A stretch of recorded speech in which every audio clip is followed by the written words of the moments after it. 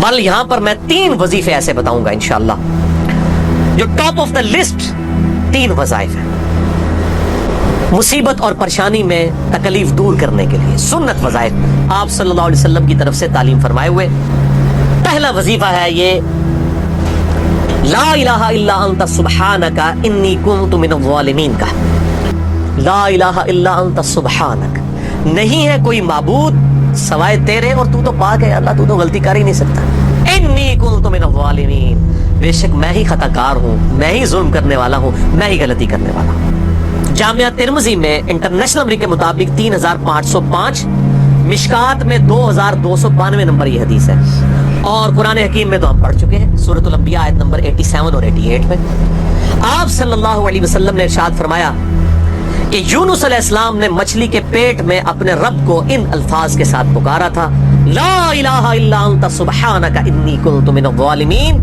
और फिर आप सल्लल्लाहु अलैहि वसल्लम ने फरमाया कि जो कोई शख्स अपने किसी भी मामले में, किसी भी परेशानी में इस दुआ के जरिए अल्लाह की तरफ मुतवज्जे हो, अल्लाह ताला उसकी दुआ को कबूल फरमा लेता है। और कुरान में भी आ गया ना, कज़ालिका नुनजिल मुमिनीन। और कितना बड़ा फतवा आया है मेरे भाइयों, सूरह अस-साफ़ात 143 144, फलौला अन्नहु काना मिनल मुसब्बिहीन, अगर यूनुस हमें इन अल्फाज में हमारी तस्बीह ना करता, ललबिसा फी बतनिही इला यौम युबअसून, तो मछली के पेट में क़यामत तक मछली के पेट में रहता। अगर इस तरह ना हमें पुकारता, उसकी कब्र मछली का पेट बन जाती। यानी ये इतना अताब, और वो दूर हो गया इस दुआ से, बहुत बड़े अस्माए आज़म में से। तो ये बेहतरीन दुआ, बेहतरीन वजीफा, अस्माए आज़म में से बेहतरीन चीज, और सबसे बढ़कर जो मैंने बात की कि बेहतरीन इस्तिग़फ़ार, अल्लाह से तौबा मांगने का बेहतरीन जरिया। आप देखें अल्लाह ताला की क्वालिटी को किस तरीके से उन्होंने अपने लिए जो है वो जरिया बनाया निजात का। कहते हैं ना, वो किसी के इंस्टिंक्ट पे बात करना, किसी की जुबिल्लत पे, उन्होंने अल्लाह तबारक व तआला की एक खास क्वालिटी थी जिसके साथ उन्होंने अल्लाह की तरफ दुआ की। वो क्या? बड़ी इंटेलेक्चुअल दुआ है, ला इलाहा इल्ला अंत, अल्लाह तेरे सिवा कोई माबूद नहीं है। ये तौहीद को पहले नंबर पे लेके, अंत सुब्हानक, अल्लाह तू तो पाक है, तू तो गलती कर ही नहीं सकता क्योंकि तू तो पाक है। इन्नी कुन्तु मिनज़ ज़ालिमीन, मैं तो इंसान हूं, मैं तो गलती करूंगा। अब जब अल्लाह ताला को आप इस तरीके से कहेंगे, अल्लाह तेरे को तो गलती नहीं होती, मैं तो बंदा बना ते गलती तो करांगा, क्या जबरदस्त अंदाज है अल्लाह को पुकारने का। इस पे फिर निजात ही मिलनी थी ना। अल्लाह ताला की वो क्वालिटी उन्होंने जिक्र की है, अल्लाह मैं तो बंदा हूं ना, तो गलती करूंगा ना, तुझसे तो गलती नहीं होनी, तू तो पाक है, गलती तो मैं नहीं करनी है ना, तुझसे तो हो नहीं सकती, जब मैं कर बैठा हूं तो माफ कर देना। बेहतरीन दुआ है वल्लाह, बेहतरीन इस्तिग़फ़ार है। और सही बुखारी और मुस्लिम की मुत्तफ़क़ुन अलैह हदीस है, जब आप तशहुद में बैठो तो दुरूद शरीफ के बाद जो अपने रब से चाहो मांगो, उसमें ये दुआ भी आप अपने ऊपर लाजिम करें। ये अस्माए आज़म में से है, अपनी दुआओं में इस दुआ को करें।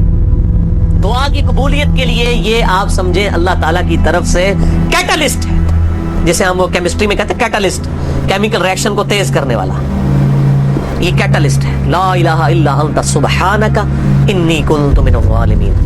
दूसरा वजीफा, वो भी जामिया तिरमिज़ी में इंटरनेशनल नंबर के मुताबिक 3524 नंबर हदीस है, लेकिन तिरमिज़ी का तरीक जो है वो ज़ईफ है। ये मैं पहले बता दूं, इमाम तिरमिज़ी ने साथ लिखा है ये रवायत कमजोर है, लेकिन जरूरी नहीं होती कि रवायत अगर तिरमिज़ी में कमजोर है तो कहीं और वो रवायत सही नहीं मौजूद है। इसकी सही सनद अल मुस्तदरक लिल हाकिम में इंटरनेशनल नंबर के मुताबिक 1862 नंबर मौजूद है, और सुनन निसाई अल कुबरा में 10,492 नंबर है, और मिशकात में भी 2,454 नंबर हदीस है इंटरनेशनल नंबर के मुताबिक। तो सही सनद अल मुस्तदरक लिल हाकिम और सुनन निसाई अल कुबरा के अंदर मौजूद है। और वो वजीफा है, अनस इब्न मालिक कहते हैं और साद इब्न अबी वक़ास कहते हैं रज़ियल्लाहु ताला अन्हुमा व अलैहिमुस्सलाम, कि आप सल्लल्लाहु अलैहि वसल्लम को जब कभी कोई तकलीफ या परेशानी पहुंचती तो आप सल्लल्लाहु अलैहि व आलिहि वसल्लम हमेशा इन अल्फाज में अपने रब को पुकारा करते हैं, या हय्यु या क़य्यूम बिरहमतिका अस्तग़ीथ, खुद से जिंदा हर चीज को थामने वाले, मैं तेरी रहमत के साथ तेरी मदद का सवाल करता हूँ।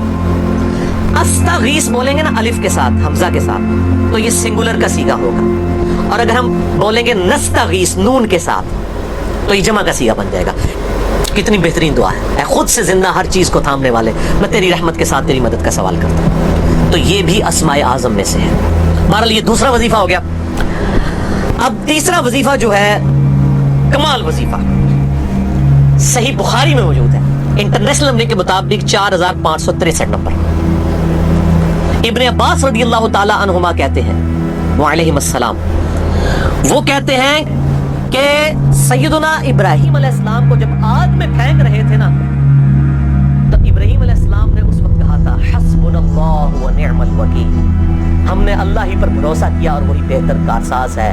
اور تمہارے نبی صلی اللہ علیہ وسلم کو بھی جب مصیبت اور پریشانی آتی تھی وہ بھی پڑھا کرتے تھے حسبنا اللہ و نعم الوکیل، ہم نے اللہ ہی پر بھروسہ کیا اور وہی بہتر کارساز. اس کے بعد وہ شعر جو بنا دیا نا نعم المولا و نعم النصیر، ویسے الگ سے آیت ہے، الگ سے آیت ہے، لیکن یہ شعر نہیں بنانا، بس اتنا ہی وظیفہ ہے حسبنا اللہ و نعم الوکیل. اور یہ جو انہوں نے کہا کہ نبی صلی اللہ علیہ وسلم یہ کہتے تھے، اس کا ذکر الحمدللہ قرآن میں بھی موجود ہے، اس سے بھی بڑھ کر سورہ آل عمران کی 173 نمبر آیت میں ہے کہ جب نبی صلی اللہ علیہ وسلم اور اہل ایمان کو یہ خبر پہنچی کہ کافر ان کے خلاف سازشیں کر رہے ہیں تو نبی اور اہل ایمان نے پکارا حسبنا اللہ و نعم الوکیل. تو حسبنا اللہ و نعم الوکیل قرآن کی آیت بھی ہے اور یہ ہے وہ آیت، وظیفہ قرآن میں آیا ہوا ہے. یہ آل عمران 173 اور صحیح بخاری 4563. اور مجھے بڑا وجد آیا کہ ابراہیم علیہ السلام کو جب آگ میں پھینکنے لگے تھے انہوں نے اس وقت اللہ کو ان الفاظ کے ساتھ پکارا حسبنا اللہ و نعم الوکیل. اچھا یہ جتنے بھی وظیفے ہیں نا میرے بھائیوں، ان کا فائدہ اسی وقت ہے جب آپ کو ترجمہ بھی ان کا آتا ہوگا، ورنہ آپ روزانہ جتنی مرضی تسبیح کھینچتے رہے کوئی فرق نہیں. اس لیے میرا ایک پرسنل مشورہ ہے کہ جب بھی یہ وظیفے پڑھیں نا آپ، اردو ترجمہ بے شک آتا بھی ہونا، ایک دفعہ اپنی زبان میں اس کو رپیٹ کریں. یعنی آپ پڑھیں حسبنا اللہ و نعم الوکیل، میں نے اللہ ہی پر بھروسہ کیا اور وہی بہتر کارساز ہے. آپ دیکھیں یہ صوت القرآن چینل میں جب وہ عربی چل رہی ہوتی ہے، جیسے ہی وہ مراج الدین خان کا ترجمہ شروع ہوتا ہے نا، کیسے کب کبھی تاری ہو جاتی ہے، وہ ہماری زبان میں بات ہو رہی ہوتی ہے نا. عربی ابھی تو نہیں قیام اللیل میں رو رہے ہوتے ہیں، ان کی زبان میں بات ہو رہی ہوتی ہے، اپنی زبان کا اثر ہوتا ہے. اسی طریقے سے آپ لا الہ الا انت سبحانک انی کنت من الظالمین یا حسبنا اللہ و نعم الوکیل یا حی یا قیوم برحمتک استغیث، جو بھی وظیفے پڑھیں نا، ایک دفعہ ان وظیفوں کو جب آپ الگ سے دعا مانگ رہے ہوں اس وقت اس کو آپ اپنی زبان میں بھی دہرائیں. اور اس کے لیے کوئی تسبیح نہیں کھینچنے کی ضرورت کہ آپ نے اتنے 100 دفعہ پڑھنا ہے. تسبیح تو ویسے ٹھیک ہے وہ آپ استعمال کر سکتے ہیں، لیکن آپ چلتے پھرتے اٹھتے بیٹھتے ہر وقت جس حالت میں بھی، اور صحیح مسلم میں حدیث ہے کہ یہ جو وظائف ہیں ان کے لیے تو کوئی وضو بھی کیا غسل بھی پروٹوکول نہیں ہے. ہم عائشہ کہتی ہیں نبی صلی اللہ علیہ وسلم حالت جنابت میں بھی اللہ کو یاد کر لیا کرتے تھے. صحیح مسلم میں حدیث موجود ہے، جنابت والے چیپٹر میں ہر حال میں اللہ کو یاد کرتے تھے. اور جو قرآن میں بھی دعائیں یا اذکار آئی ہیں نا، جب آپ حالت جنابت میں بھی اس کو کریں گے نا تو اس پہ قرآن کا حکم نہیں لگے گا.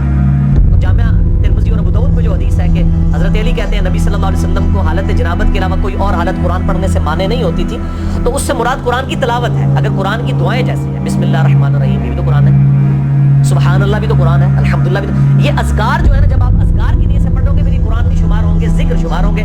اور اس کے لیے نہ وضو پروٹوکول ہے اور نہ غسل کا ہونا ضروری ہے، ہر حال میں اللہ کو یاد کریں.